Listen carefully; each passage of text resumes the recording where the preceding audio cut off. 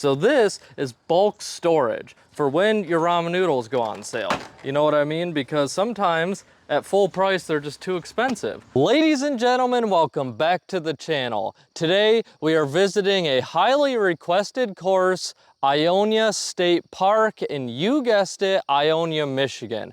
It is another beautiful Michigan morning, and it just makes you want to go swimming, doesn't it? I mean, that water is just so inviting, so make sure you grab your swim trunks, stay for a while, and let's go toss some plastic. And we've made it to hole 7 at Ionia State Park. Yes, guys, you heard me right. We are starting on hole 7 and playing to hole 24. The first 6 holes, honestly, they're not that exciting. It was a lot of just dead straight envy tosses. I know you guys like watching me throw this 400 times around, but hopefully this will be a better product. We have 275 feet. It goes downhill at the end with water behind the basket. Tough first hole, and we are going with, you guessed it, the envy. Be good. All right, I think we'll have a good putt, good first shot. Not great. I really thought we made it over this last bush here, but apparently we did not. We still have about 48 feet downhill for the 2. Be good, please. Oh, you hate to see it. I even said please. Hole 8, this is a fun one. I love a good water carry hole. We have 276 feet, dead straight. We have to go over quite a bit of water, and then the basket is uphill. I really wish that these bushes in front of the tee pad were trimmed a bit more. It's actually hard to get this high release angle to get above them, but we are gonna do a full send with the hex. Don't hit the tree, don't hit the tree. Oh, man, I would have loved to see that make it through. Should be a nice short putt. Absolutely brutal tree kick there, but hey, what's disc golf without trees? Hole 9, 259 feet, dead straight. The basket is tucked off to the right a little bit. This is actually a very touchy line to hit to be able to get through everything. We are gonna go with our Proton Envy. Oh my goodness. That was really bad. This tee pad is slanted so hard. Oh my goodness. Don't get it twisted, guys. That was definitely just a horrible tee shot. I was not blaming the tee pad. We still have probably 120 feet to the basket. I am gonna go with a little sidearm flick shot with the Justice.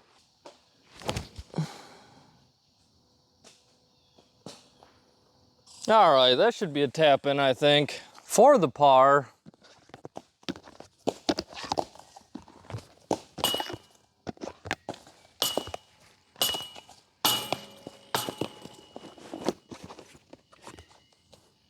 Really nice par save there. One thing that I want to ask you guys, and I would really appreciate an answer from all my regulars, plus you lurkers in the back, I want to hear from you guys too, but do you want to see disc reviews? I have had a few companies reach out to see if I have any interest in reviewing discs.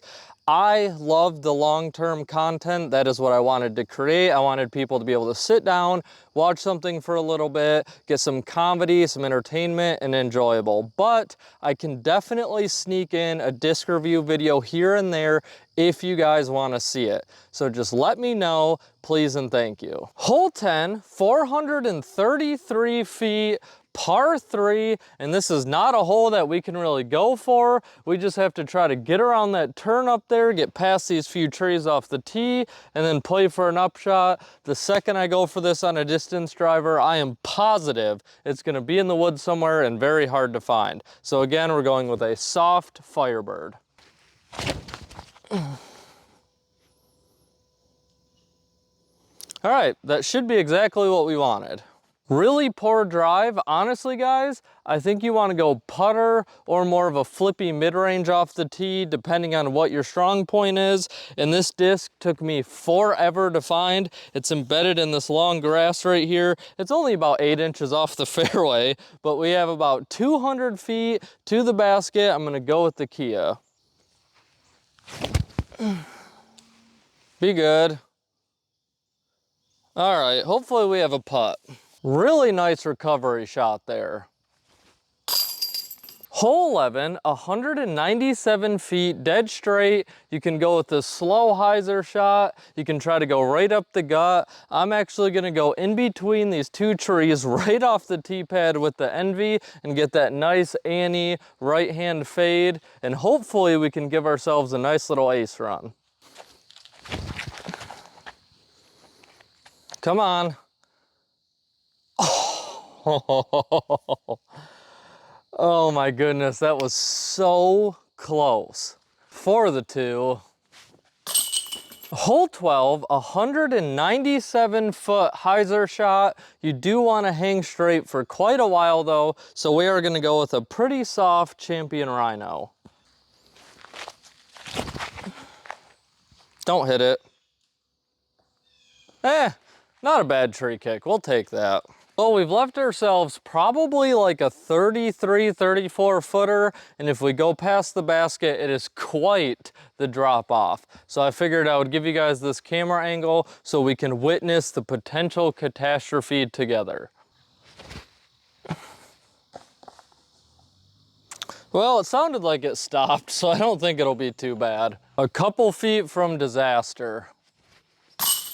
I just want to take a second and say thank you to all of you amazing subscribers who have reached out and offered a place for me to park Gretta for the night if I find myself in your area. I could not put into words how much easier that makes life for me. Finding places to park overnight can be very difficult, and sometimes they are nowhere near the course I want to film. So I just want to take a second and really appreciate it and just say thank you guys. Thank you so much. Hole 13, 270 feet. You guys should just barely be able to see the basket straight ahead. We do have a lot of room out to the right to work with, so I am gonna go with the Kotuku. Oh, it's gonna hyzer out too quick. Ugh, it's probably gonna be a long putt. Not a great shot. Luckily, we did keep it low enough that we didn't sail into this ridiculously thick brush, but we more of just kind of skipped to the edge. We still have about 18 feet for the two. Come on. Oh my goodness. Ugh. Hole 14, 294 feet, dead straight. We are in front of the tee pad a little bit because it's tucked pretty far back in the woods here, so we're only playing 281. And I know now if by some magical way I ace this, everyone's gonna be like, oh, it's not an ace. It counts, all right? It counts. We're cheating 12 feet. We're going with the hex. Oh, that's not even close. It worked out for a good putt, but no ace run. It still counts as a birdie. I don't want to hear it. You heard me. I don't want to hear it. It still counts as a birdie. Hole 15, 288 feet with the biggest meat hook left you've ever seen. The basket is directly left of us. In fact, I don't see a Mando. Hold on. And just like that, the hole's now only 215 feet. We're just skipping all of this. You know what I mean? We're skipping all that. I'm gonna try to get in between these two little trees right here with the scepter, let it hyzer back. It's probably a terrible camera angle, so I do apologize for that, but let's see what happens. Skip up there. Oh, really bad tree kick. Weird long putt. I'm here for it.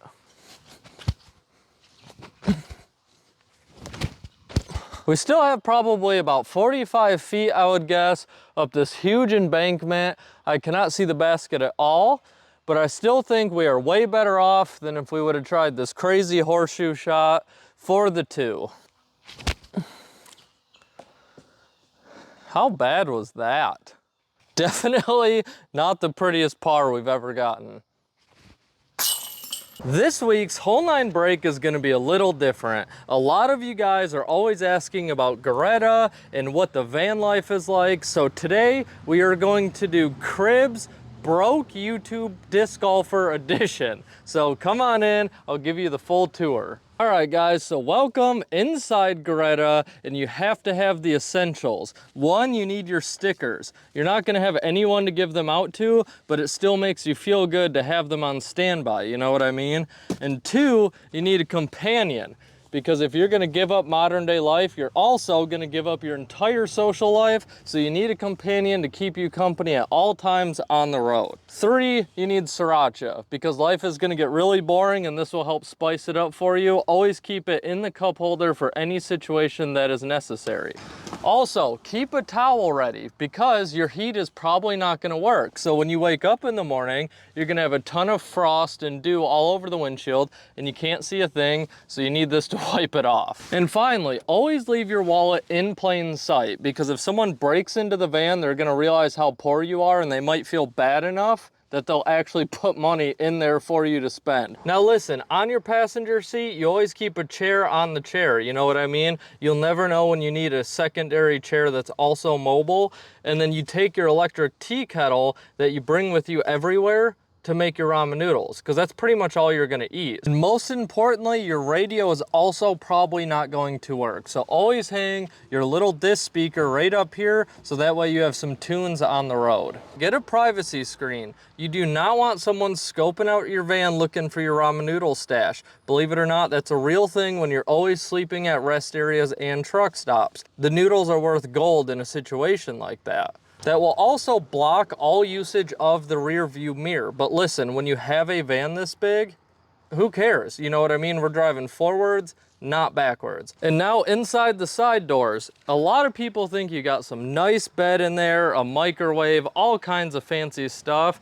No, that's what the front seat's for. You can sleep there free of charge all the time. And so this is bulk storage for when your ramen noodles go on sale. You know what I mean? Because sometimes at full price, they're just too expensive. So when they go on sale, boom, you're stocked up. This should get me through the week. So, I mean, this was a big score. Now let's move on to the back. Now guys, to finish up the tour, we have the back hatch, which has the refrigerator in it. So we have the beautiful Yeti, of course. Now there's no ice in it because we can't afford anything that actually needs to be refrigerated. Why? Because we bought the Yeti. But second and most important, we have the custom disc golf bag holder. This is really the backbone of the van and the only reason we got the van in the first place. Now listen, don't think the Yeti goes to waste. It does work great as, you guessed it, disc storage to keep some of these old crappy DX discs around that you're never gonna use. And you also use it to store your sriracha. So that's the key, that's the components, and the only true way to use a Yeti. Well, I hope you guys enjoyed today's tour of Gretta. Now let's go finish our round. Hole 16, 243 feet, dead straight with the left finish, very straightforward. We are going with the Kia. Ooh, settle down.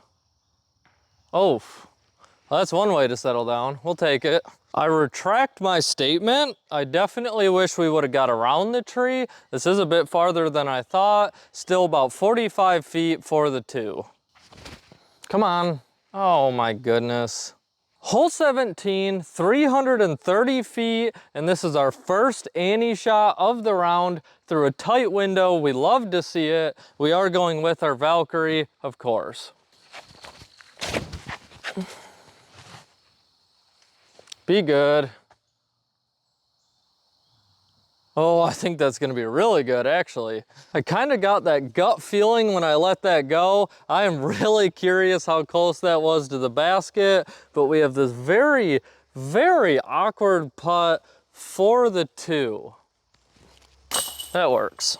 Hole 18, 401 feet, dead straight, very tight line with these trees. It goes downhill and then back uphill, so it probably plays about a true 400.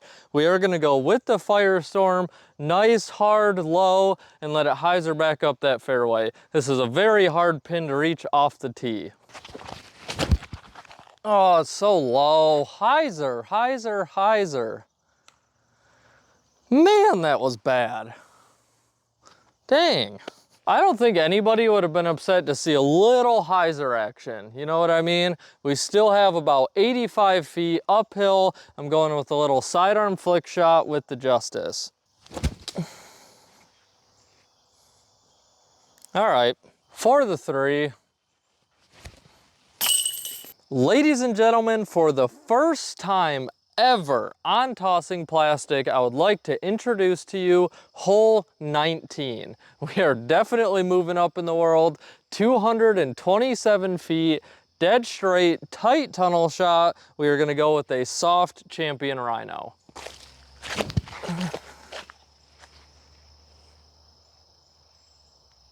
Oh, that had to be pretty good, I think. For the 2, hole 20, 287 feet, very tight and finicky hyzer shot, and anything off to the left is down in this huge ditch, so I really hope we avoid that. We're gonna go with a hard Kotuku, and this is definitely gonna require a little bit of luck. Come on. I don't know where that landed, but I will gladly take it. I am very surprised that the Kotuku is like 65 feet deep. 287 is a far shot for the Kotuku. I know it does slope downhill here, but that is very surprising. So we have this long uphill comebacker for the 2. Oh, nice run. For the par, hole 21, 218 feet, dead straight. You definitely want a little right drift along the way, so we are going with the Envy.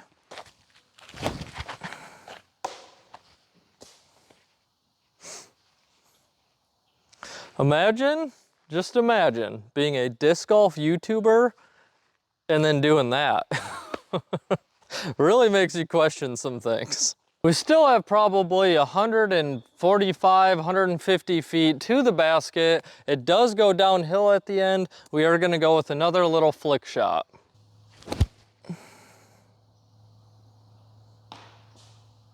My goodness. For the par, I just let a young gentleman pass me, blasting metal music, rocking the energy drinks. You love to see it. Nice early morning round. I would have loved to just join him, and it was a nice change of pace because I haven't seen anybody in Ionia. I'm pretty sure no one even lives here. Bertha Brock was completely empty, and when I told him I played that course, he just kind of grimaced. So it's well known how bad that course is, but Ionia, where's everyone at? It's very lonely out here. Hole 22, 273 feet, dead straight. I do apologize for the sign being in the way, but it's kind of our only option. We are gonna go with the Envy. Come back. Oh, definitely hit a tree on that one. I will say I am very thankful that it did kick back this way. It is quite the drop off over there. Definitely expected a little more from ourselves on that one. We still have probably 50 feet downhill for the 2. Nope. When we have a bad putting day, the poor tripod is the one it gets taken out on.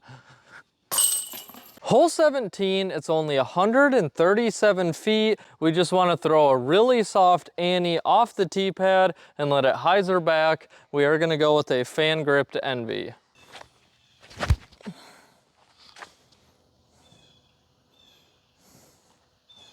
All right, that should be a nice putt. For the 2. And rounding off Ionia State Park, we have hole 24, 186 feet, beautiful shot, downhill, dead straight. And 2 things, guys. 1, I'm really sick of throwing the Envy, so I am gonna go with the Waka Waka because it's my mom's favorite disc. And number 2 is I love final holes that are a ton of fun that you can empty the bag on. And this is definitely one of them.